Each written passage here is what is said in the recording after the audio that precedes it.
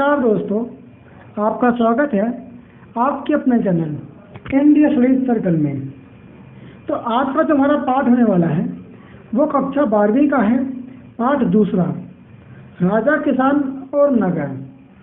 और इस पाठ की जो अवधि मानी जाती है वह लगभग 600 ईसा पूर्व से 600 ईस्वी तक मानी जाती है। तो चलिए शुरू करते हैं आज की वीडियो। तो पहले हम जानेंगे कि मौर्य साम्राज्य क्या है। तो 300 ईसा पूर्व में चंद्रगुप्त मौर्य ने मगध राज्य पर अधिकार कर मौर्य साम्राज्य की नींव रखी और उसने अपने साम्राज्य का विस्तार अफगानिस्तान से बलूचिस्तान तक किया। 300 ईसा पूर्व उसकी मृत्यु हुई। उसके बाद उसका पुत्र बिंदुसार सिंहासन पर बैठा। 25 वर्ष तक पिता की तरह विस्तार नीति अपनाई और 273 ईस्वी पूर्व बिंदुसार का पुत्र अशोक, जिसे हम अशोक महान कहते हैं, वह अशोक सिंहासन पर बैठा। 8 वर्ष बाद एक शक्तिशाली सेना लेकर कलिंग देश पर आक्रमण कर दिया और विजय प्राप्त की। और जब उन्होंने कलिंग देश पर आक्रमण किया तो उन्होंने देखा युद्ध में कितने लोग मारे गए हैं, इतना खून खराबा हो गया है, इतना नरसंहार हुआ है।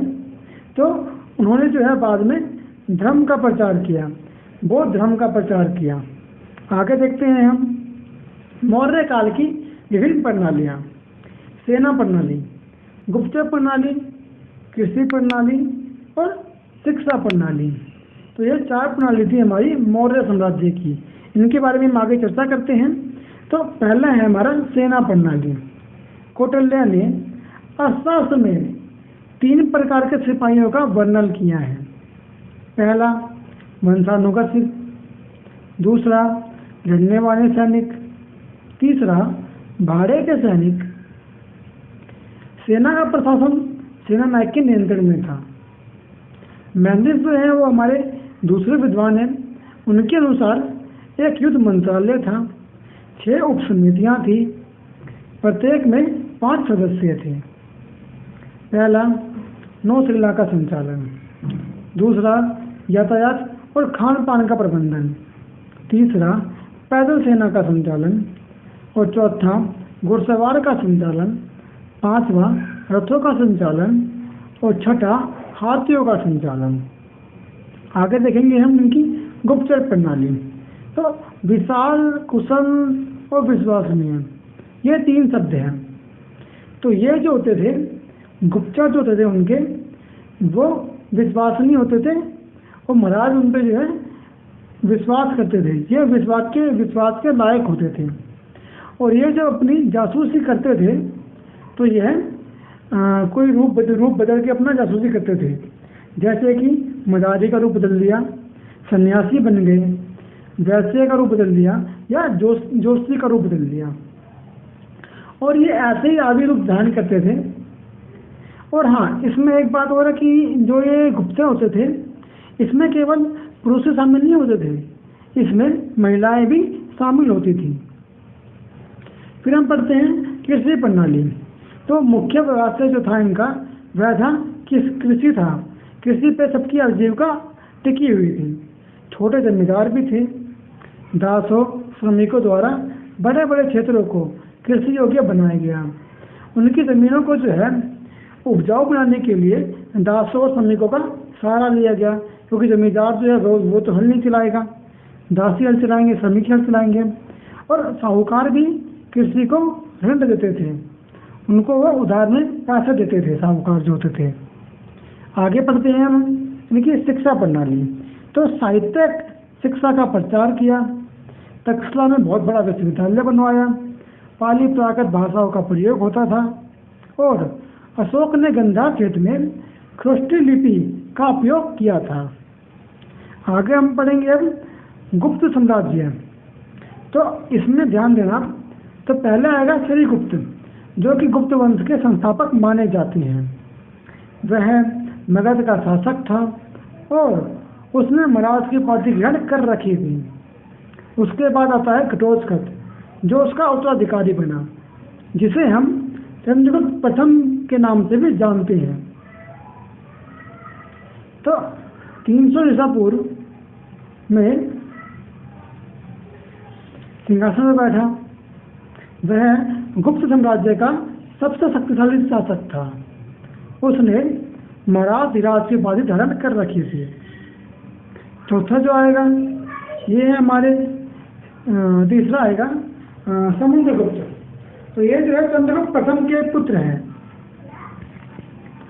और काफी शक्तिशाली थे और वह भी चंद्रगुप्त की तरह अपने को सारे देश में शासक बनाना चाहते थे।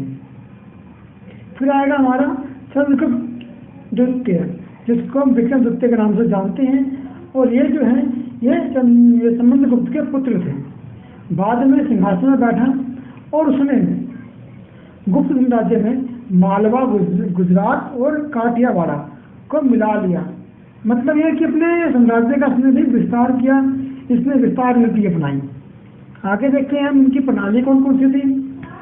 तो प्रशासनिक प्रणाली, दूसरा कला प्रणाली, सैनिक प्रणाली, व्यापार प्रणाली, शिक्षा प्रणाली और साहित्य प्रणाली।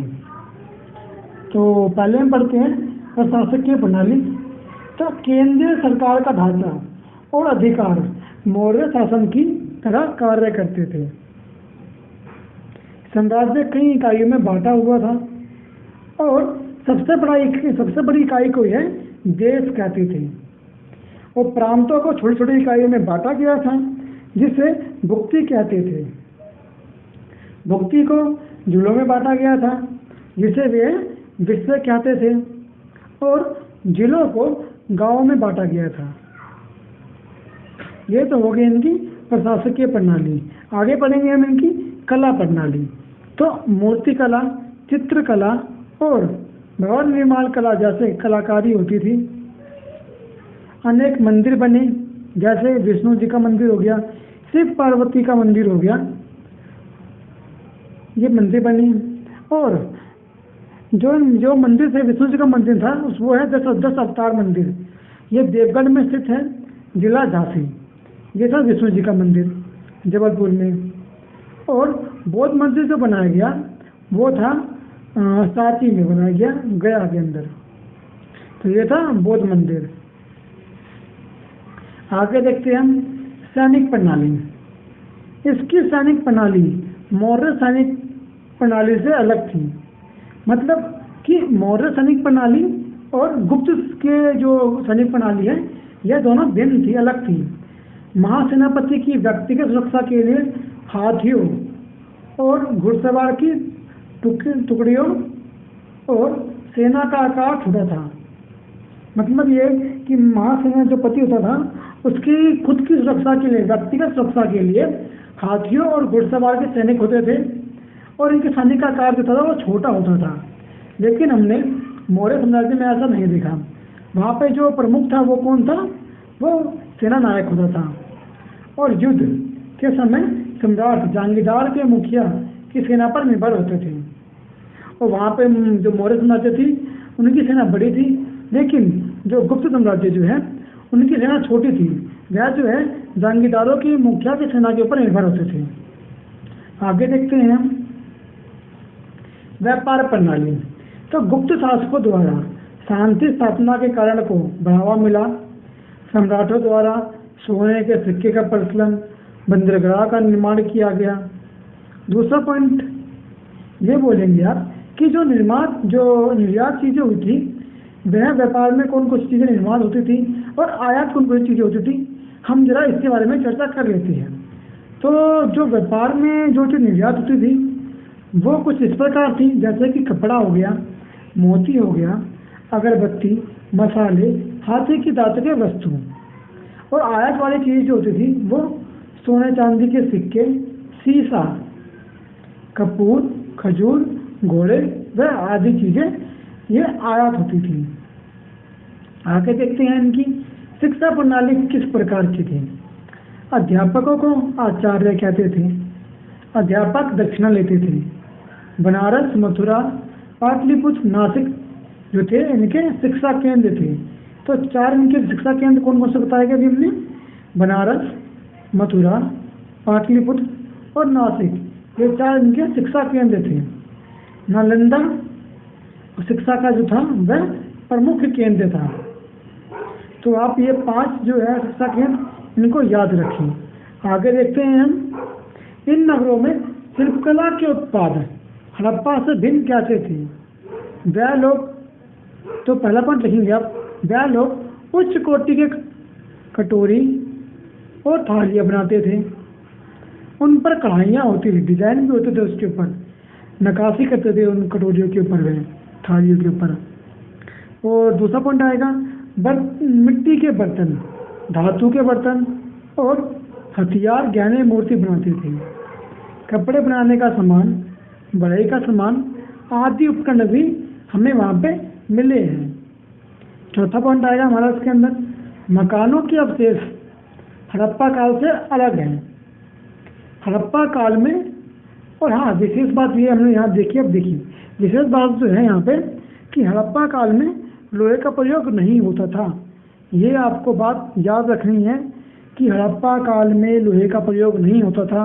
अगर आपसे प्रश्न पूछा जाए कि आरंभिक काल में कौन कौन चीज़ें ऐसी थी जो कि हड़प्पा काल से अलग थी, तो आप बोलेंगे कि हड़प्पा काल में लोहे का प्रयोग नहीं होता था। उस समय लकड़ी के हलों का प्रयोग होता था, पत्थरों का प्रयोग होता था। परंतु जब आरंभिक नगर आए, आरंभिक राज्य आए, उनमें जो है लोहे के फालों का प्रयोग किया गया, लोहे के हलों का प्रयोग किया गया। तो ये सबसे बड़ी विशेषता है हमें यहाँ मिलती है। तो अगर वीडियो अच्छी लगी है आपको तो वीडियो को लाइक करना, शेयर करना, सब्सक्राइब करना। आपका अपना चैनल है। धन्यवाद।